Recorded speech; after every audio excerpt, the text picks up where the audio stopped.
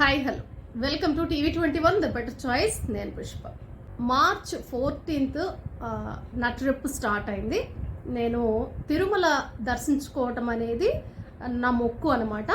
అంటే మా అబ్బాయి 10th పాస్ అయితే తిరుమలకు వస్తాను అని నేను మొక్కుకున్నాను.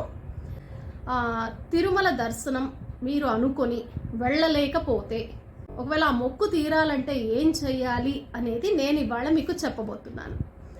నేను మొక్కుకున్నాను, నా మొక్కు నేను తీర్చుకోలేకపోయాను. చాలా ఏళ్ళు పట్టింది.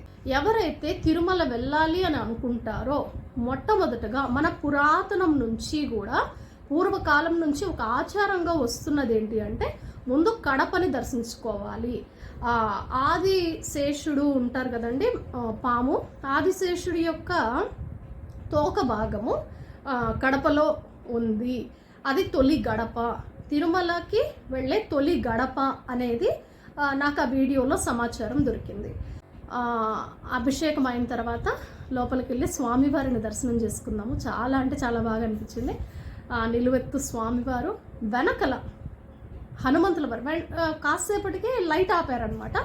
లైట్ ఎందుకు ఆపారు అర్థం కాలేదు నాకు. అప్పుడు హారతి ఇస్తున్నారు కదా, ఆ హారతి ఇచ్చేటప్పుడు మనకు కనపడుతుంది స్వామివారి వెనకల హనుమంతుల వారు ఆ లైట్లో హారతి ఇచ్చేటప్పుడు స్వామి మనకి చూపిస్తారనమాట. ఇదిగోండి స్వామి వెనకల హనుమంతుల వారు ఉంటారు అని చెప్పేసి చాలా బాగా అనిపించింది. ఆ రూపం మాత్రం, అది హనుమంతుల వారు మాత్రం అలా నిలిచిపోయారు, నాకు కళ్ళల్లో అలా నిలిచిపోయారు అనమాట. ఇప్పటికీ కూడా అది బాగా మెమొరీలో అలా నిలిచిపోయింది నాకు. దర్శనం చేసుకున్నాము.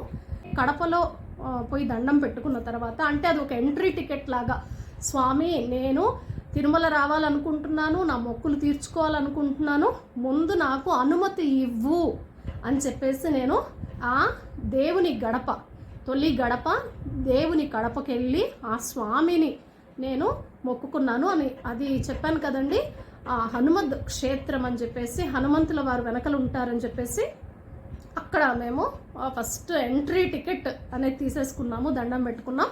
అక్కడి నుంచి ఒక్కొక్కటి చాలా ఈజీగా జరిగిపోయింది. నేను ఆ డీటెయిల్స్ కూడా, ఎంత ఖర్చు అయింది అనేది కూడా డీటెయిల్గా చెప్తాను, చూడండి. అలాగే కడప ఆలయాన్ని మనం ఎందుకు దర్శించాలి, ఆలయ విశిష్టత గురించి చక్కగా ఒక మంచి వీడియో నేను మీకు పోస్ట్ చేయబోతున్నాను త్వరలోనే.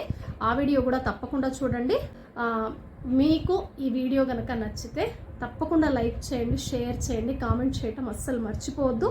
సబ్స్క్రైబ్ చేయండి. మీరు సబ్స్క్రైబ్ చేస్తేనే యాజ్ ఒక న్యూస్ ప్రెజెంటర్ అయిన